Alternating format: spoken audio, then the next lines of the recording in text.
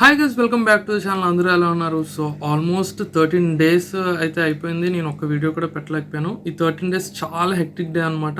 So last video వచ్చేసరికి నేను night 2 వరకు వర్క్ చేశాను. సో ఆ తర్వాత అన్ని పార్సల్స్ చేసుకున్నాను.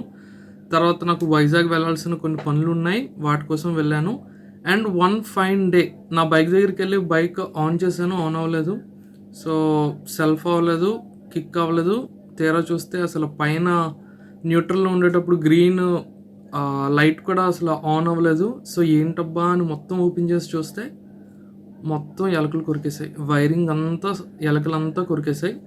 సో నేను వెంటనే ఇంకా ఆ వైర్ హార్నెస్ అయితే ఇక్కడ ఎక్కడా దొరకదని నాకు ముందే తెలుసు. సో వైజాగ్ అయితే వెళ్ళాను, దొరుకుతుందేమోనని చెప్పి. బట్ వైజాగ్లో కూడా ఎక్కడా దొరకలేదు. నాది Bajaj Vikrant V12 2017 model. So ఆ మోడల్కి అయితే బయట షాప్స్లో అయితే అవైలబుల్ లేదు. సో నేను ఆ రోజు చాలా డిసప్పాయింట్ అయిపోయాను. అండ్ వైజాగ్లోనే ఉన్నాను ఆ రోజు. వైజాగ్లో స్టే చేశాను. ఇంకా ఆన్లైన్లో కంప్లీట్ అన్నీ అసలు ఆ బజాజ్ మెయిన్ స్పేర్స్ వెబ్సైట్లో కూడా నాకు దొరకలేదు. బట్ ఒక్క వెబ్సైట్లో అయితే దొరికింది, ఈ ఆటో వెబ్సైట్లో దొరికింది. నాకు కొంచెం డౌట్ఫుల్గా అనిపించింది, ట్రస్ట్ చేయగలమా లేదా అని చాలా డౌట్ వచ్చింది. అయితే పార్ట్ నెంబర్ అన్నీ చెక్ చేసి ఎంత రీసెర్చ్ చేయాల్సి వచ్చిందంటే బజాజ్ వెబ్సైట్లోకి వెళ్ళి కంప్లీట్ డేటాబేస్ అనమాట. V12 every single part drawing, description, చాలా పెద్ద డేటా ఉంది. ఆ డేటాలో అంతా వెతికి నా wiring harness part number search చేసి ఆ పార్ట్ నెంబర్ ఇందులో ఎంటర్ చేస్తే దొరకకపోయేసరికి మళ్ళీ అలా రిఫరెన్స్ ఇటు అటు మొత్తం చాలా పెద్ద రీసెర్చ్ చేసిన తర్వాత ఈ ఆటో వెబ్సైట్లో అయితే మాత్రం ఉంది. బట్ పార్ట్ నెంబర్ అయితే మారింది. మళ్ళీ అదొక డౌట్.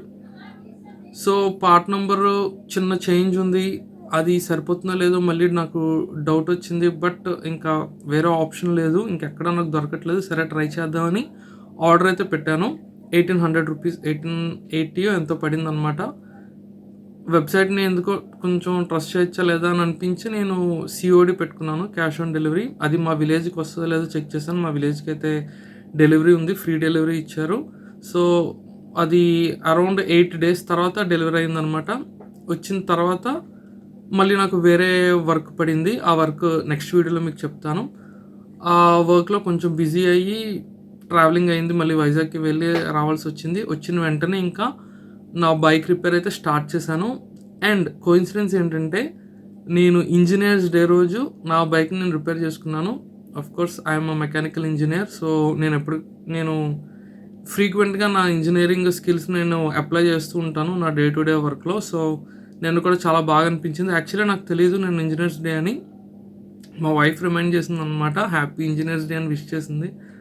బాగుంది కోఇన్సిడెన్స్ అని చెప్పి నిన్న నేను వాట్సాప్లో స్టేటస్, ఫేస్బుక్ పోస్ట్స్ కూడా పెట్టుకున్నాను. సో కంప్లీట్ రిపేర్ వీడియో అయితే ఈ వీడియోలో ఉంటుంది. సో కంప్లీట్ ఎక్స్ప్లెనేషన్ అయితే ఉండదు, మొత్తం టైం ల్యాప్స్లో. బట్ చాలా హ్యాపీ అనిపించింది నా బైక్ మీద నేను వర్క్ చేయడం. నా బైక్ ఆల్మోస్ట్ 8 ఇయర్స్ కంప్లీట్ అయిపోయింది బైక్ తీసుకొని. సో నా బైక్ మీద వర్క్ చేయడం అయితే నాకు చాలా హ్యాపీ అనిపించింది. దట్టు ఆన్ ఇంజనీర్స్ డే ఇంకా బాగా హ్యాపీ అనిపించింది. సో నా బైక్ రిపేర్ వీడియో అయితే చూడండి.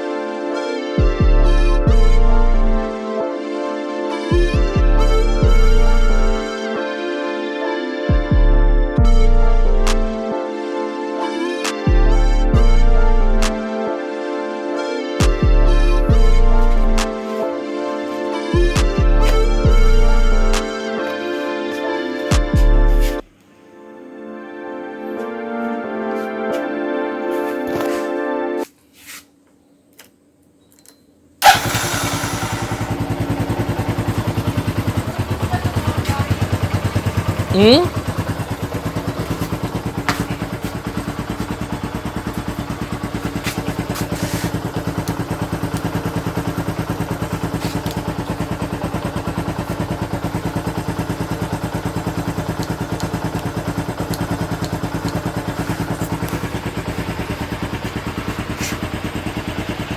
చూసారు కదా గైస్, నా బైక్ అయితే వండర్ఫుల్గా వర్క్ అవుతుంది. 8 years అయింది. ఆల్మోస్ట్ 1 lakh కిలోమీటర్స్ దాటిపోయింది. టు బి ప్రిసైజ్ 1,06,011 ఎంతో చేంజ్ చూపిస్తుంది ఓడోమీటర్లో. సో బైక్ ఇంకా బాగా వర్క్ అవుతుంది, దాన్ని ఇంకా వాడతాను.